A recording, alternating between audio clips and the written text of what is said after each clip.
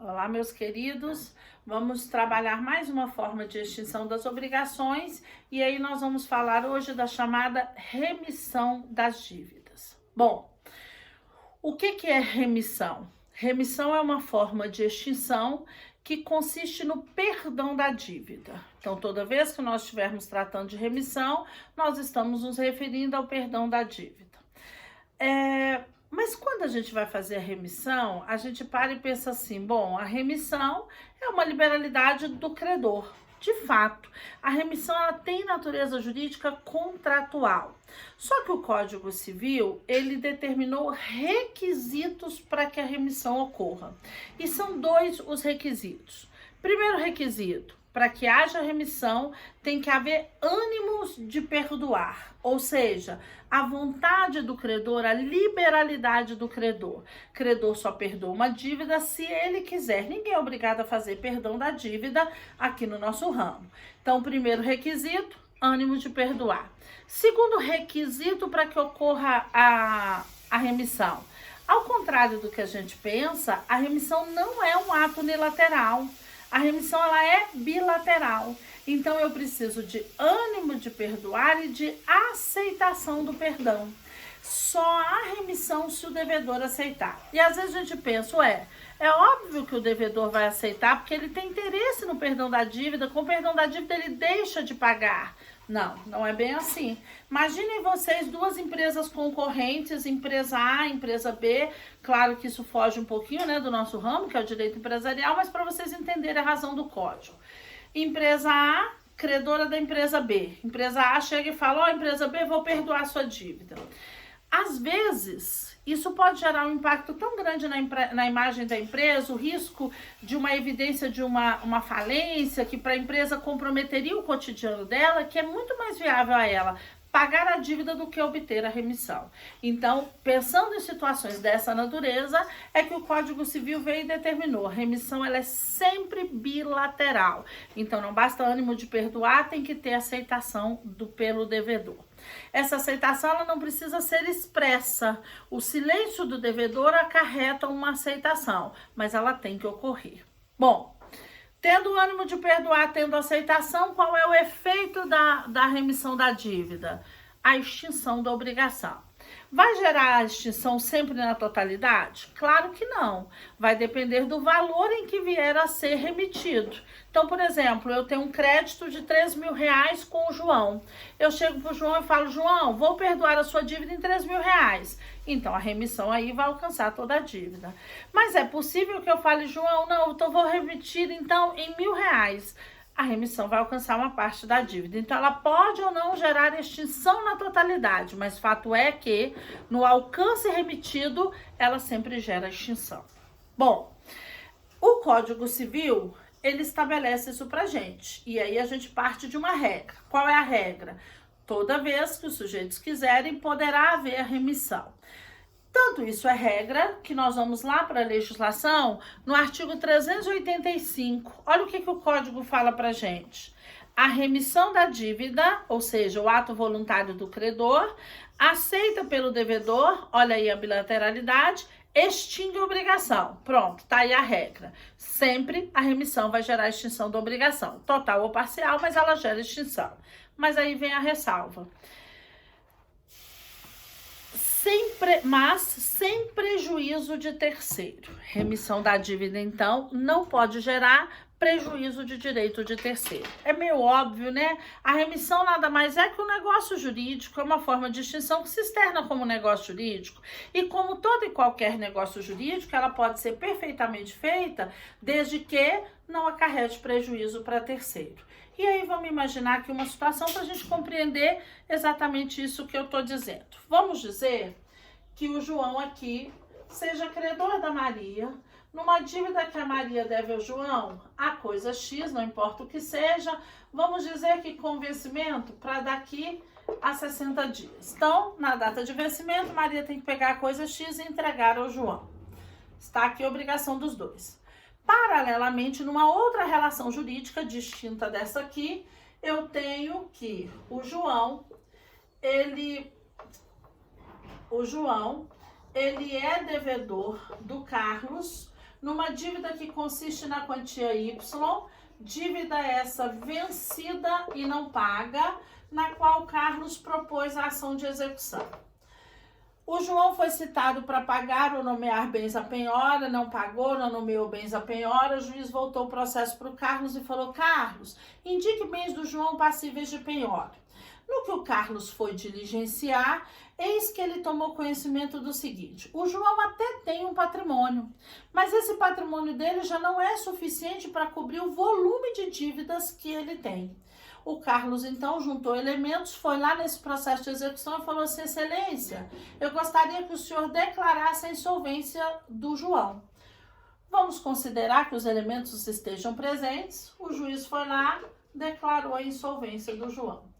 Com a insolvência do João, procede-se aqui concurso de credores. Então, os vários credores do João virão aqui no processo. O D, o E, o F, o G, os vários credores. Bom, vai correr aqui o processo de execução. Todos esses credores irão receber? Claro que não, senão não haveria insolvência, né? Mas tá lá, estão em ordem preferencial da lei para recebimento. Fato é que enquanto esse processo, né, se desenrola, eis que aqui a dívida da Maria com o João tem vencimento.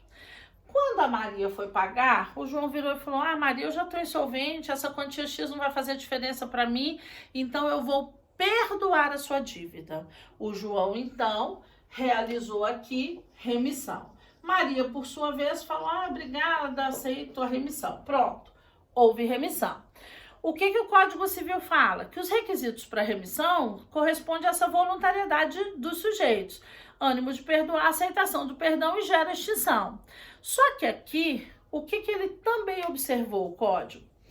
Que se o João perdoar a Maria não irá pagar a coisa X ao João. Então, essa coisa X deixa de ser incorporada ao patrimônio do João. Quando ela deixa de ser incorporada ao patrimônio do João, olha aqui quem ela prejudica: os vários credores do João. Então o legislador vira e fala: não, então isso aqui é uma fraude contra credores, ela não pode acontecer. Então você pode perdoar a dívida desde que ela não gere prejuízo para terceiros. Pronto. É um requisito de todo e qualquer negócio jurídico, é o que o Código traz aqui no artigo 385. Bom, mas um outro aspecto que a gente tem que observar quando a gente fala da remissão é que a doutrina classifica a remissão em espécies. E aí, ela cria uma primeira classificação que se dá quanto à forma da remissão. E quanto à forma da remissão, a remissão pode se dar de duas maneiras. Ou ela pode ser expressa, ou ela pode ser tácita. E aí, vamos entender isso. O que é remissão expressa? Remissão expressa é remissão declarada. Então, ela é devidamente declarada. Houve declaração de vontade. Tomando cuidado que, quando a gente fala de um ato expresso para o direito, a gente está se referindo a um ato escrito. A remissão expressa é a remissão declarada, não importa se na forma escrita ou na forma verbal. Então, se eu fizer um documento, declaro que perdoei a dívida do João em R$3.000, e o João aceitar essa remissão, é remissão e ela é expressa porque ela foi devidamente declarada. Mas se eu chegar, por exemplo, numa sala de aula e falar assim: olha, fiquem todos vocês sabendo que a partir desse momento eu estou perdoando a dívida do João em R$3.000. Não foi escrito o ato, mas ele foi devidamente declarado. É remissão expressa da mesma forma. Então, remissão expressa quando ela foi devidamente declarada. Mas o Código Civil admite o que a doutrina chama de remissão tácita. A remissão tácita, ela não é declarada. E quando é que ela ocorre? Quando o credor pratica ato compatível com o perdão, com a remissão. Então, veja bem, o credor não vai declarar: estou perdoando a sua dívida, mas ele vai praticar um ato que é típico de quem perdoa a dívida. O Código Civil, como eu disse, ele prevê a remissão tácita. E aí vamos identificar isso lá no artigo 386 do Código. Olha o que ele fala. A devolução voluntária do título da obrigação, quando por escrito particular. O que é o escrito particular? Quando feito por um documento particular. Prova desoneração do devedor e seus co-obrigados, se o credor for capaz de alienar e o devedor capaz de adquirir. O que quer dizer esse capaz de alienar e capaz de adquirir? Se o sujeito estiver em plena capacidade civil, a remissão é um ato voluntário que gera diminuição de patrimônio, então ele exige capacidade civil para que ele aconteça. Mas aí vamos entender uma coisa. Vamos imaginar o seguinte. Eu, Ana, eu sou credora do João, de uma dívida de R$5.000 que tem por base uma nota promissória, um título, um documento particular. Antes do vencimento da obrigação, poderia ser no vencimento, tá? Mas antes do vencimento, eu, Ana, sem falar nada, sem declarar nenhuma vontade, mandei que devolvessem o título ao João. Peguei a nota promissória, que é um título aportador. Eu só posso cobrar esse título se eu estiver portando esse título. Peguei esse título e mandei devolver ao João. Então, houve uma devolução voluntária, um ato de vontade meu, mas sem declaração de vontade. Só um ato voluntário. Quando eu devolvo esse título, o que eu fiz? Eu pratiquei um ato compatível com quem não quer receber, com quem quer perdoar. Porque se eu quisesse receber, eu tinha que continuar munida do título. Isso é o que a doutrina denomina de remissão tácita. Ela não foi declarada, é a prática de um ato compatível com a intenção de perdoar. Bom, isso é a classificação da remissão quanto à forma. Então, quanto à forma, ela pode ser expressa ou tácita. Mas, no que se refere ao quantum da dívida, a remissão ainda pode ser dividida em total ou parcial. Quer dizer o quê? De acordo com o montante da dívida em que foi perdoado. Então, nesse caso da devolução voluntária do título, o título vale R$5.000, mandei devolver ao credor, fiz remissão tácita, mas fiz também uma remissão total, porque eu estou perdoando toda a dívida. Mas a remissão ela pode ser parcial. Então, por exemplo, o João vem me pagar uma dívida de R$2.000 e fala assim, Ana, hoje eu só consegui R$1.700. Os outros 300 eu te pago daqui a 5 dias. Eu viro para ele e falo, não, João, não precisa me pagar os 500 não, os 300 não. Tá bom desse jeito, eu fico com os 1.700. Pronto. É remissão e é uma remissão parcial, porque ela alcança parte da dívida. Bom, vista essa classificação, a gente vai para uma particularidade do código, em que o código cuidadosamente difere para a gente dois atos que são muito próximos, que é a renúncia e a remissão. Então, nós vamos lá para o artigo 387. Olha o que ele diz. A restituição voluntária do objeto empenhado prova a renúncia do credor à garantia real, não a extinção da dívida. Então, vamos compreender isso. Vamos considerar aqui a seguinte situação. O nosso João, ele é credor da Maria, numa dívida que a Maria deve ao João, a quantia X, dívida essa garantida por uma joia da família, uma joia da Maria. Bom, quer dizer o quê? Quer dizer que a Maria está declarando que no vencimento ela vai pagar a quantia X. Se ela não pagar, o objeto que foi dado em penhor, que está empenhado, quer dizer que ele está em poder do João, esse objeto vai responder pela dívida. Pronto. Isso é um penhor, né? É uma garantia real, é uma garantia da dívida que tem por base patrimônio do devedor, mas um patrimônio que consiste num bem móvel. O que acontece? Antes do vencimento da obrigação, voluntariamente, sem declarar nada, o João mandou devolver a joia a Maria. Bom, qual é a ideia que a gente tem num primeiro momento? Que o João remitiu a dívida. Só que o código vem e fala, não, o João não perdoou a dívida não, porque a dívida consiste no pagamento da coisa X. Em relação à coisa X, o João não falou nada. O que o João fez aqui? Ele abriu mão da garantia que ele tinha nessa obrigação. Professora, por que ele faria isso? Porque ele tem possibilidade jurídica. Nós não analisamos aqui vantagens econômicas, nós analisamos possibilidade jurídica. Ele pode devolver a garantia. Se vai ser vantajoso ou não, por que ele fez isso, não importa. Ele pode. E ele devolveu. Então, o que acontece? O legislador aqui, ele quer diferenciar para a gente renúncia de remissão. E aí vamos entender isso. Quando nós estamos falando de renúncia, renúncia é um ato unilateral em que você abre mão de eventuais direitos que você possui. Direitos que, obviamente, me perdoem a redundância, serão disponíveis. Então, eu posso dispor dos meus direitos que são disponíveis. Isso é renúncia. Então, renúncia sempre alcança e só alcança direitos.